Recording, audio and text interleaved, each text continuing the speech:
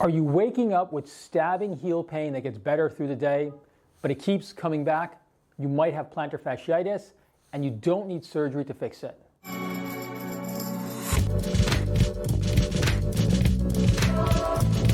Hello, this is Dr. Siddhartha Amber from Chicago Arthritis and Regenerative Medicine. I specialize in non-surgical treatments for musculoskeletal conditions, rheumatology, regenerative medicine, and metabolic health. My goal is to help you live pain-free and optimize your health with cutting-edge treatments. Today we're diving into one of the most common causes of heel pain, plantar fasciitis. This is something I see all the time in my clinic. It affects runners, teachers, warehouse workers, and even people who just started a new workout routine.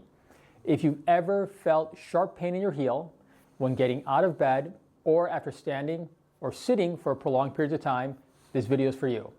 We're going to break it down simply. What is plantar fasciitis? What causes it? How do you know if you have it? And what are the best non-surgical treatments? Now, plantar fasciitis is irritation of a thick band of tissue on the bottom of your foot. This band is called a plantar fascia, and it connects your heel to your toes. Think of it like a rubber band or bridge that supports the arch of your foot. When that tissue becomes inflamed or overstressed, it causes pain, most often in the heel.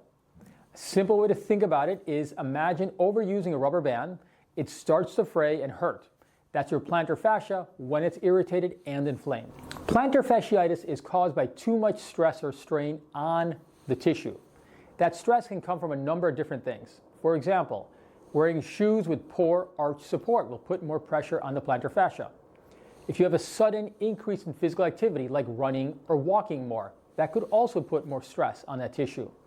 If you have weak foot and ankle muscles, it can lead to instability, putting more pressure onto the plantar fascia. If you're standing for long periods of time on hard surfaces, and if you're overweight, which increases pressure on the foot as well.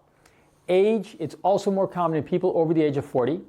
A real-world example is if you've been walking barefoot at home during the pandemic or switched to flip-flops, you may have put too much strain on that tissue. That can cause plantar fasciitis. So how do you know if you have plantar fasciitis? Common symptoms include the following. If you have sharp or stabbing pain in the heel, worse pain with the first few steps in the morning, pain after standing for a long time or getting up from sitting, the pain may lessen after a few minutes of walking, but typically comes back. What it typically is not, as an example, it's not usually caused by a heel spur. Spurring at the heel usually means that the plantar fascia is weakened and your body is filled in that area of weakness with calcification. The spur itself is likely not causing pain. It's also not the same thing as nerve pain or arthritis in your foot. When it comes to diagnosis, most of the time we can diagnose plantar fasciitis by listening to your symptoms and doing a precise physical examination. In some cases, I also will use ultrasound imaging to confirm the diagnosis and rule out other causes. At Chicago Arthritis, we focus on non-surgical solutions that help the tissue heal, not just cover up the pain. Here's how we break it down. To begin with, you want to focus on lifestyle and movement first. We start with some simple steps. Foot and calf stretches will help to reduce the tightness of the tissue. Strengthening exercises, especially for the foot muscles and hips, can be helpful. Massage or rolling using a tennis ball or frozen water bottle can help with pain. You also want to avoid walking barefoot as well, even at home.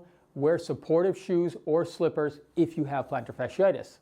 These are low-risk and powerful first steps to take. There are also some supportive device options that you should consider. Custom or over-the-counter orthotics can help to support the arch and offload stress. Night splints gently stretch the plantar fascia overnight, which can help with the pain and tightness as well. Taping techniques temporarily support the arch during activity as well. You should also address systemic health issues. If you're carrying extra weight or have metabolic issues like prediabetes or insulin resistance, your body may be less efficient at healing. Improving nutrition, weight loss, and metabolic health can directly reduce inflammation and improve pain as well. If pain persists after a few months of conservative care, we consider safe and effective injection options, including regenerative injection options. What we try to avoid are steroid injections. These can damage the tissue and weaken it over time. I would also recommend avoiding radiofrequency ablation treatments. They can reduce pain, but they kill the nerve and does not really heal the tissue. What we do recommend are the following two types of injection options. Prolotherapy is where we use a dextrose solution that promotes your body's natural healing response when we inject it into the plantar fascia. Platelet-rich plasma, or PRP, is a stronger version where we utilize your own blood platelets to stimulate healing. These treatments are always done with ultrasound guidance to ensure precise and safe placement of treatment. In addition, the big benefit of the regenerative medicine treatment options is that these treatments help to heal the fascia and not just numb the pain.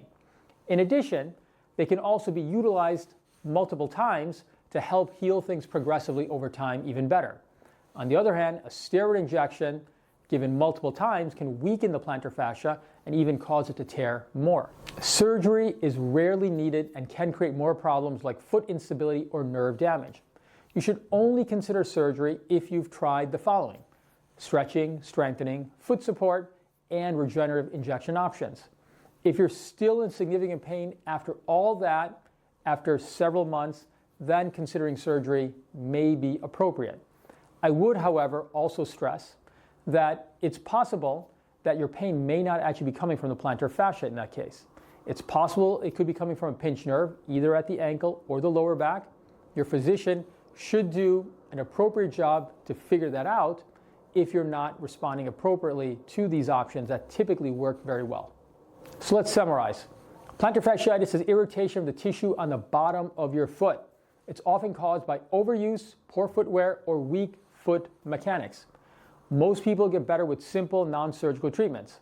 You want to avoid steroids and surgery unless absolutely necessary.